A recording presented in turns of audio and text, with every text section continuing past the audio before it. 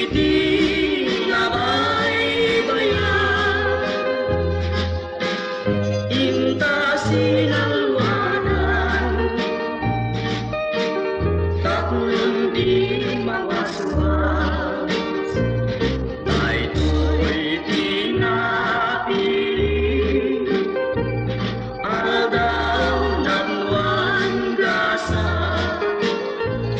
apan nakatungpal, biyar harapan, kariken sa pata, ading tumauma, pinagsining galo, ibker kawar nyaya, agraksatan narutin tatanggayan ang dawa kagasatan, upang pripusok karwakem laging garat manipalan, ikaragararat kajabuan ang maswalay na kasalwadan,